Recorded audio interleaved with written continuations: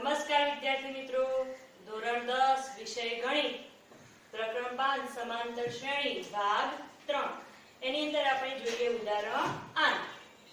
ચલો ઉદાહરણ 8 શું છે? સમાંતર શ્રેણી 10 7 4 ડેશ ડેશ -62 માં છેલ્લેથી 11 નું પદ શોધો. એટલે કે છેલ્લેથી કોઈ પદ શોધવાનું. હવે આપણે જે સૂત્ર મેળવ્યું છે એ પહેલેથી n માં પદનું સૂત્ર મેળવ્યું છે, છેલ્લેથી કોઈ પદનું સૂત્ર મેળવ્યું નથી. તો આપણે જ્યારે છેલ્લેથી કોઈ પદ શોધવાનું કે તો કઈ રીતે શોધીશું આપણે સમજી લઈએ કે આપણે ઉદાહરણ જોઈએ. ધારો કે એક શ્રેણી આવી આપેલી છે 2 4 6 8 10 12 14 16 18 અને 20 આટલા પદ આ શ્રેણીમાં આપેલા છે. હવે આ શ્રેણીની અંદર આપણે છેલ્લેથી ત્રીજું પદ શોધવું હોય, કયું પદ? છેલ્લેથી ત્રીજું પદ.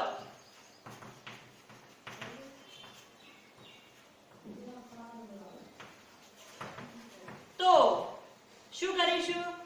તો પહેલાથી એ કયું પદ થશે? તો પહેલું, બીજું, ત્રીજું, ચોથું, પાંચમું, છઠ્ઠું, સાતમું અને આઠમું પદ થાય. પહેલેથી કયું પદ થાય? આઠમું પદ. તો એ આપણને કઈ રીતે મળે તો જોઈએ કે આપણે શું કરીશું. પહેલા ચલો આ આઠમું પદ લાવવું હોય તો અહીંયા આ શ્રેણીની અંદર કેટલા પદો છે આપણે જોઈએ. તો 1 2 3 4 5 6 7 8 9 અને 10. તો આ શ્રેણીની અંદર 10 પદો છે. આપણે આઠમું પદ લાવવું હોય તો આપણે છેલ્લેથી કયા નંબરનું શોધવાનું છે? ત્રીજા નંબરનું. તો 10 માંથી 3 બાદ કરીએ તો આપણને કેટલા મળે? 7 મળે છે. જ્યારે એ આવે કયું? 8મા નંબરનું આવે તો શું કરવાનું? તો એમાં 1 ઉમેરી દેવાનું. આપણને ગમે તે શ્રેણી આપી હોય તો એના કુલ પદોની સંખ્યા આપણને ખબર હોવી જોઈએ. ના હોય તો મેળવી લેવાની.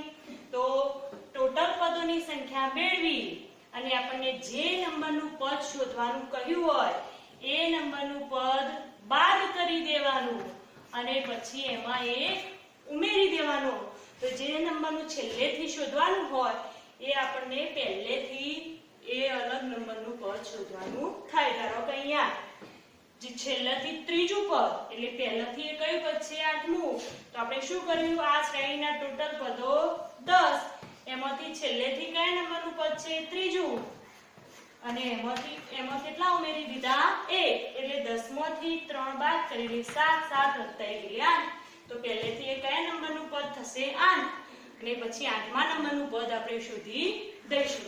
તો એ રીતે અહીંયા આપણે જોઈએ કે આ દાખલાની અંદર આપણને એક શ્રેણી આપી છે.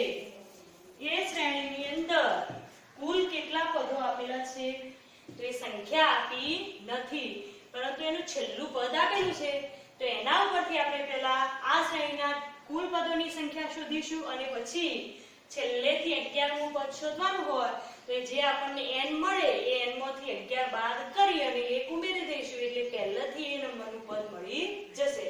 તો જોઈએ એના માટે ચલો અહીંયા પ્રથમ પદ a બરાબર 10, તફાવત b એટલે a2 a1, a2 7 -10 એટલે -3. n શોધવાના છે. n છેલ્લું પદ આપેલું છે n નું પદ -62.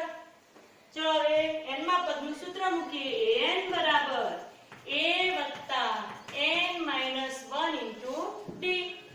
આની અંદર કિંમતો મૂકીએ.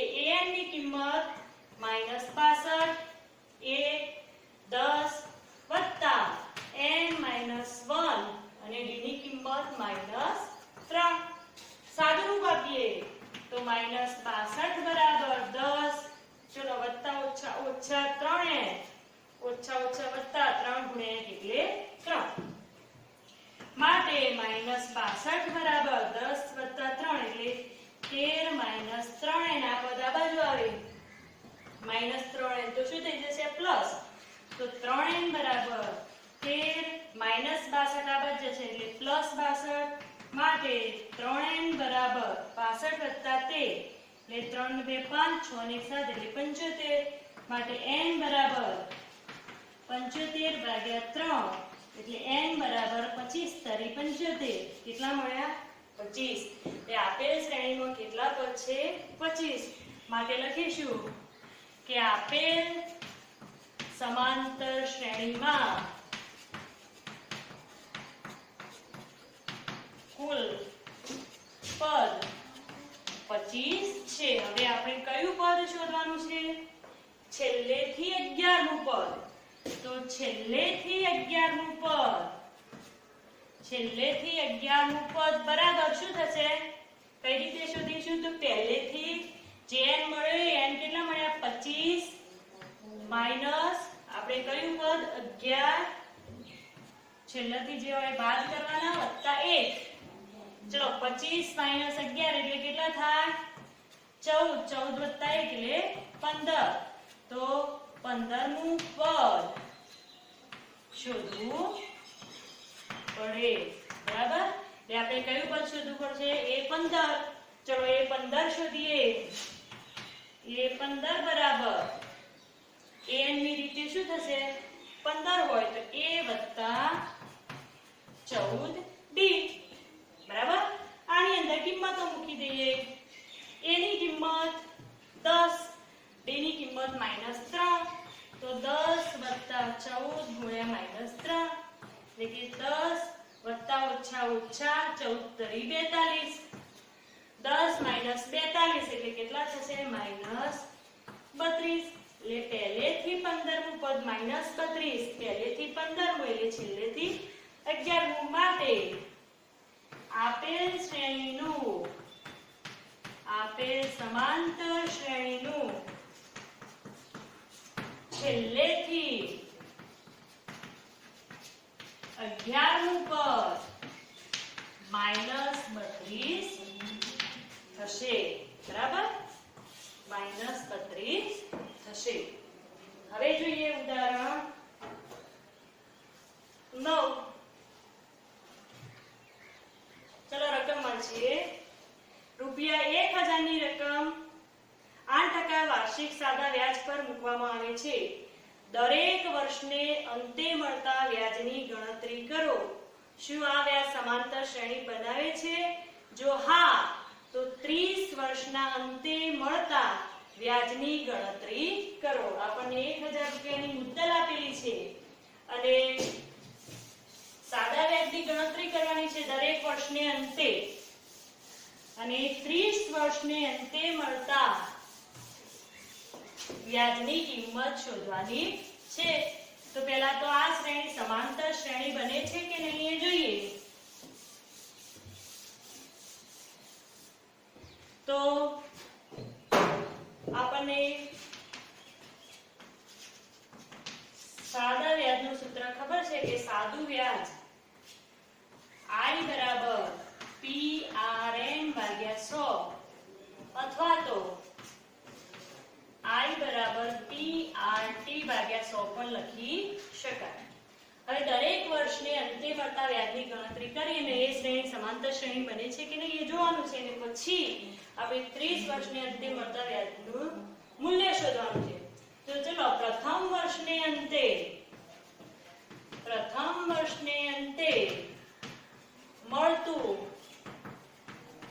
સાદું વ્યાજ બરાબર, ચલો આ સૂત્રમાં કિંમત મૂકીએ. p એટલે મુદ્દલ કેટલી આપેલી છે? 1000 ગુણ્યા r એટલે રેટ કેટલા ટકાના દરે? 8% વાર્ષિક સાદા વ્યાજે. તો 8 વર્ષ, n એટલે વર્ષ કેટલા?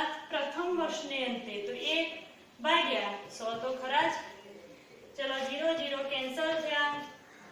10 ગુણ્યા 8 એટલે 80 રૂપિયા. તો પ્રથમ વર્ષને અંતે મળતું વ્યાજ કેટલું? 80 રૂપિયા. એ જ રીતે બીજા વર્ષને અંતે મળતું સાદું વ્યાજ, તો અહીંયા મુદ્દલ તો એના એ જ આવશે, ફક્ત વર્ષની કિંમત બદલાશે. તો 1000 ગુણ્યા 8% વ્યાજના દરે ટર્મ પીરિયડ એનો 2 વર્ષ ભાગ્યા 100. 0 0 કેન્સલ થયા. 8 દુ 16 ગુણ્યા 10 એટલે 160 રૂપિયા. એ જ રીતે તે ત્રીજા વર્ષને અંતે મળતું સાદું વ્યાજ તો અહીંયા વર્ષની જગ્યાએ 3 મૂકીશું આપણે ત્રીજા વર્ષને એટલે ભાગ્યા 100 0 0 કેન્સલ થાય આંતરિક 24 ગુણ્યા 10 એટલે 240 રૂપિયા આ રીતે આપણને આખી શ્રેણી મળી જશે તો લખીશું આમ પ્રથમ દ્વિતીય તૃતીય ડેશ ડેશ ડેશ વર્ષને અંતે મળતું સાદું વ્યાજ કયું વ્યાજ સાદું વ્યાજ અનુક્રમે 80 પહેલા વર્ષની 80 160 240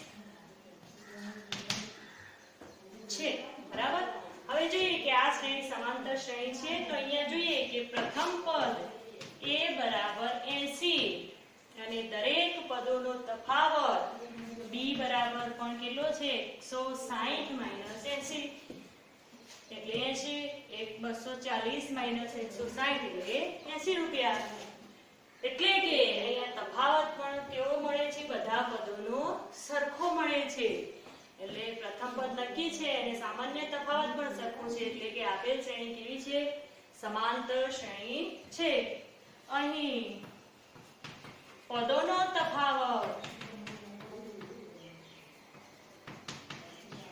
સરખો મળતો હોવાથી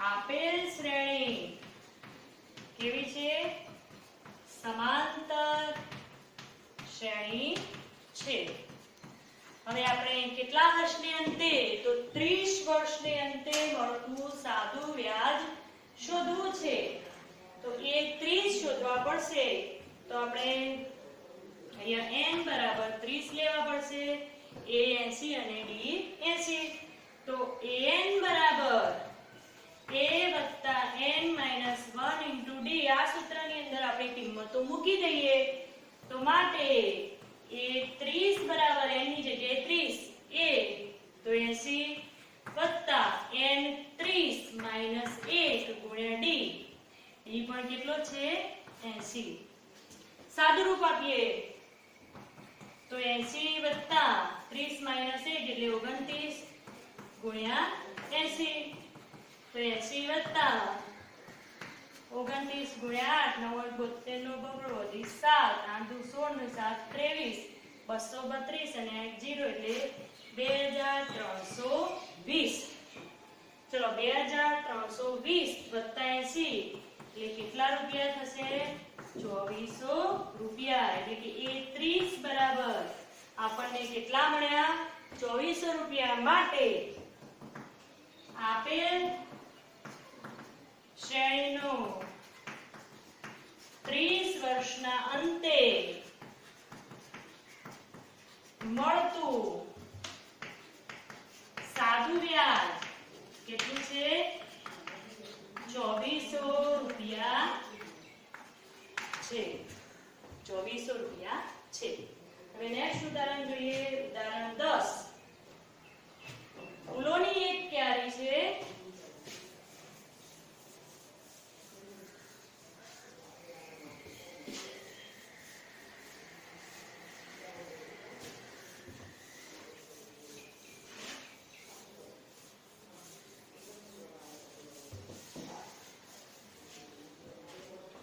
चलो उदाहरण 10 फूलोनी एक क्यारीमां प्रथम हारमां 23 गुलाबना છોડ બીજી હારમાં 21 ગુલાબના છોડ ત્રીજી હારમાં 19 ગુલાબના છોડ છે તેની છેલ્લી હારમાં 5 ગુલાબના છોડ છે આ ક્યારીમાં કુલ કેટલી હાર હશે તો આપણે જોઈએ કે આ રીતે એક ક્યારી બનાવેલી છે પ્રથમ હારની અંદર 23 ગુલાબના છોડ છે એના પછી 21 ગુલાબના છોડ છે એના પછી 19 ગુલાબના છોડ છે અને આ રીતે ક્રમશઃ છેલ્લી હારમાં 5 ગુલાબના છોડ છે. તો આ જે હારની સંખ્યા થઈ, આ કેટલી લાઈનો બનાવી હશે, બરાબર? તો હારની સંખ્યા આપણે શોધવાની છે. તો અહીંયા જોઈએ કે આપેલ માહિતી પરથી કેવી શ્રેણી બનશે? આપેલ માહિતી પરથી 23, પહેલી લાઈનમાં 23, બીજી 21, 19 ડેશ ડેશ, છેલ્લી લાઈનમાં 5 સમાંતર શ્રેણી મળે છે. કેમ સમાંતર શ્રેણી? તો જો પ્રથમ પદ નક્કી છે અને પદોનો તફાવત 23 અને પછી 21 એટલે 2 ઘટે છે, પાછા 2 ઘટે છે, એટલે કે પદોનો તફાવત કેટલો છે? -2. અને છેલ્લું પદ કેટલું આપેલું છે? 5. હવે આપણે જોઈએ કે અહીંયા હારની સંખ્યા શોધવી છે. આપણે ધારી લઈએ, ધારો કે હારની સંખ્યા n છે, તો આપણે n ની કિંમત શોધી દઈએ એટલે આપણને હારની સંખ્યા મળી જાય. તો સૂત્ર મૂકીએ કે n બરાબર a + n - 1 * d. આની અંદર કિંમત મૂકીએ. n છેલ્લું પદ અહીંયા લખી લઈએ કે a બરાબર 23, d બરાબર a2 - a1, 21 - 23 એટલે -2, અને an બરાબર છેલ્લું પદ 5. આ બધી કિંમતો આમાં મૂકી દઈએ. an 5 બરાબર a 23 + n - 1 * d -2. સાદુરૂપ આપીએ. 5 બરાબર 23 વત્તા ઓછા ઓછા 2n ઓછા ઓછા વત્તા 2. ચલો માટે 5 બરાબર 23 ને 2 25 -2n. આ બાજુ આવે એટલે -2n છે, +2n થઈ જશે. તો 2n બરાબર 25 વત્તા 5 છે, આ બાજુ જાય તો ઓછા 5, બરાબર? માટે 2n બરાબર 20. માટે n બરાબર 20 ભાગ્યા 2 એટલે 10. એટલે માટે હારની સંખ્યા 10 છે. હારની સંખ્યા 10 છે. હવે આપણે એક સૂત્ર તારવીએ. જોઈએ કે સમાંતર શ્રેણીના n પદોના સરવાળાનું સૂત્ર. તો જોઈએ કે સમાંતર શ્રેણીનું વ્યાપક સ્વરૂપ આપણને ખબર છે કે સમાંતર શ્રેણીનું વ્યાપક સ્વરૂપ કયું છે? વ્યાપક સ્વરૂપ. તો પ્રથમ પદે a + d, a + 2d dash dash dash a + n - 1 * d. આને આધારે આપણે સૂત્ર તારવીએ કે આ કેટલા પદ છે? n પદ. તો આપણે n પદોનો સરવાળો લઈએ. n પદોના સરવાળાનું સૂત્ર મેળવવું છે. તો કઈ રીતે મેળવીએ? જુઓ, એ સરવાળાને સમ ઉપરથી s લઈ લઈએ. તો s, તો બધા પદોનો સરવાળો a + d, a +